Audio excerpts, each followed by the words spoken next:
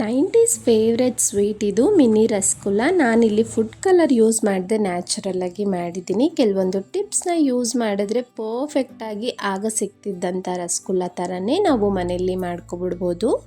ಮೊದಲಿಗೆ ಇಲ್ಲಿ 1 ಕಪ್ ಆಗೋಷ್ಟು ಮೈದಾ ಹಿಟ್ಟನ್ನು ತಗೊಂಡಿದ್ದೀನಿ. ಈ ರೀತಿ ಜರಡಿ ಮಾಡ್ಕೋಬೇಕು. ಅನಂತರ ಇದಕ್ಕೆ 1 ಟೇಬಲ್ ಸ್ಪೂನ್ ಆಗೋಷ್ಟು ಕಾರ್ನ್ಫ್ಲೋರ್, 1 ಚಿಟಿಕೆ ಉಪ್ಪು, ಅರ್ಧ ಟೀ ಸ್ಪೂನ್ ಆಗೋಷ್ಟು ಬೇಕಿಂಗ್ ಪೌಡರ್ ಯೂಸ್ ಮಾಡ್ತಾ ಇದ್ದೀನಿ. ಬೇಕಿಂಗ್ ಪೌಡರ್ ಇಲ್ಲ ಅಂದರೆ ಬೇಕಿಂಗ್ ಸೋಡಾ ಸಹ ಯೂಸ್ ಮಾಡ್ಕೋಬೋದು. ನೋಡಿ, ಎಲ್ಲವನ್ನು ಚೆನ್ನಾಗಿ ಜರಡಿ ಇಟ್ಕೊಳ್ಳೋಣ. ಅನಂತರ ಒಂದ್ಸಲ ಮಿಕ್ಸ್ ಮಾಡ್ಕೊಳ್ತಾ ಇದ್ದೀನಿ. ನಾನು ಯಾವುದೇ ರೀತಿ ಫುಡ್ ಕಲರ್ ಯೂಸ್ ಮಾಡ್ತಿಲ್ಲ ಇಲ್ಲಿ. ಅದಕ್ಕೆ ನಾನು 1 ಕ್ಯಾರೆಟ್ಗೆ ನೀರನ್ನ ಹಾಕಿ ರುಬ್ಬಿ ಇಟ್ಕೊಂಡಿದ್ದೆ, ಅದೇ ವಾಟರ್ನ ಹಾಕೊಳ್ತಾ ಇದ್ದೀನಿ ಇಲ್ಲಿ.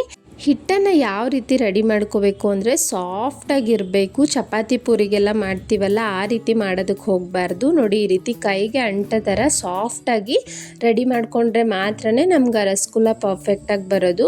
ಈಗ ಕೈಗೆ ಅಂಟದೇ ಇರೋ ಥರ 1 ಟೇಬಲ್ ಸ್ಪೂನ್ ಎಣ್ಣೆ ಸವರ್ಕೊಂಡು ಚೆನ್ನಾಗಿ ನಾದ್ಕೊಂಡಿದ್ದೀನಿ 3ರಿಂದ 4 ನಿಮಿಷ. ನೋಡಿ, ಎಷ್ಟು ಸಾಫ್ಟಾಗಿರುತ್ತೋ ಅಷ್ಟು ಚೆನ್ನಾಗಿ ಬರುತ್ತೆ. ಒಂದು 10 ನಿಮಿಷ ಬಿಡೋಣ ಇದನ್ನು.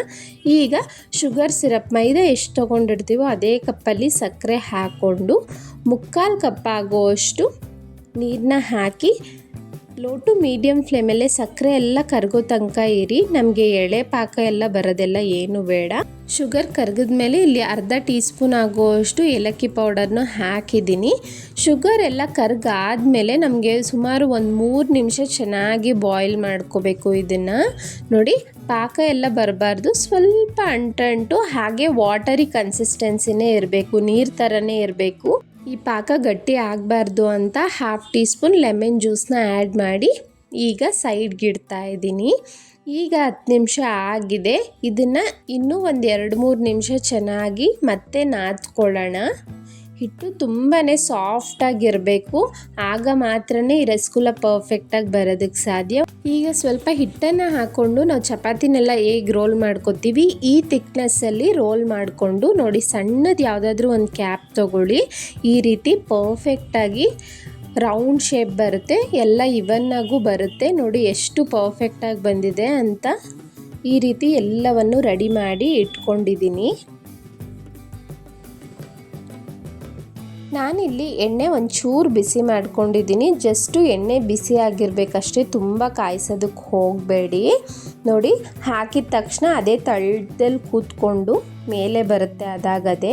ನೋಡಿ, ಈ ರೀತಿ ಎಣ್ಣೆನ ಒಂದು ಸ್ವಲ್ಪ ಅದ್ರ ಮೇಲೆಲ್ಲ ಹಾಕ್ತಾ ಬಂದರೆ ನಮಗೆ ಔಟರ್ ಲೇಯರ್ ಏನಿದೆ ಅದು ಕ್ರಿಸ್ಪಿಯಾಗಿ ಒಳಗಡೆ ಸಾಫ್ಟಾಗಿ ತುಂಬ ಚೆನ್ನಾಗಿ ಬರುತ್ತೆ. ನೋಡಿ, ಸುಮಾರು 2-3 ನಿಮಿಷ ನಿಧಾನಕ್ಕೆ ಫ್ರೈ ಮಾಡ್ಕೊಂಡಿದ್ದೀನಿ. ಇದೇ ರೀತಿ ಎಲ್ಲವನ್ನು ಫ್ರೈ ಮಾಡ್ಕೋಬೇಕು. ಈ ಕಡೆ ಪಾಕ ಸ್ವಲ್ಪ ಬಿಸಿ ಇರಬೇಕು, ತಣ್ಣಗಿರೋ ಪಾಕಕ್ಕೆ ಹಾಕಕ್ಕೆ ಹೋಗಬೇಡಿ, ಲೈಟಾಗಿ ಬೆಚ್ಚಗಿರಬೇಕು. ಹಾಕಿ ಸುಮಾರು ಒಂದು 6-7 ನಿಮಿಷ ಬಿಟ್ಟಿದ್ದೆ. ಪರ್ಫೆಕ್ಟಾಗಿ ಪಾಕ ಎಲ್ಲ ಒಬ್ಸರ್ವ್ ಮಾಡ್ಕೊಂಡಿತ್ತು. ಈ ರಸಗುಲ್ಲ ಪರ್ಫೆಕ್ಟಾಗಿ ಮಾಡಬೇಕು ಅಂದರೆ 3 ಟಿಪ್ಸ್ನ ಫಾಲೋ ಮಾಡಲೇಬೇಕು. ಮೊದಲಿಗೆ ಸಾಫ್ಟಾಗಿ ಹಿಟ್ಟನ್ನು ಮಿಕ್ಸ್ ಮಾಡ್ಕೋಬೇಕು. ಹಾಗೆ ಎಣ್ಣೆ ತುಂಬ ಹೀಟಾಗಿರಬಾರ್ದು. ಹಾಗೆ ಶುಗರ್ ಸಿರಪ್ ವಾಟರಿ ಕನ್ಸಿಸ್ಟೆನ್ಸಿ ಇರಬೇಕು. 2 to 3 ಟೈಮ್ಸ್ ವಿಡಿಯೋನ ನೋಡಿ ಮಾಡಿ ಪರ್ಫೆಕ್ಟಾಗಿ ಬರುತ್ತೆ. ನೋಡಿ, 6-7 ನಿಮಿಷ ಆದಮೇಲೆ ಹೊರಗಡೆ ಪ್ಲೇಟ್ಗೆ ತೆಗ್ದಿಟ್ಟಿದ್ದೀನಿ. ಇದು ಒಂದು 30 ನಿಮಿಷ ಡ್ರೈ ಆಗಿಬಿಡುತ್ತೆ. ನೀವು ಇದ್ರ ಮೇಲೆ ಬೇಕಾದರೆ ಒಂದು ಸ್ವಲ್ಪ ಶುಗರ್ ಪೌಡರ್ನ ಸ್ಪ್ರಿಂಕಲ್ ಮಾಡ್ಕೋಬೋದು. ಸಖತ್ ಟೇಸ್ಟಿಯಾಗಿರೋ ಅಂಥ 90s ಕಿಡ್ ಫೇವ್ರೆಟ್ ರಸಗುಲ್ಲ ನೋಡಿದ್ರಿ ಅಲ್ಲ ಹೇಗೆ ಮಾಡಿದೆ ಅಂತ. ನೀವು ಸಹ ಟ್ರೈ ಮಾಡಿ. ವಿಡಿಯೋ ಇಷ್ಟ ಆಗಿದ್ರೆ ಲೈಕ್ ಮಾಡಿ, ಫ್ಯಾಮಿಲಿ ಫ್ರೆಂಡ್ಸ್ಗೆ ಶೇರ್ ಮಾಡಿ, ಹಾಗೆ ಸಬ್ಸ್ಕ್ರೈಬ್ ಮಾಡಿ ಪ್ಲೀಸ್.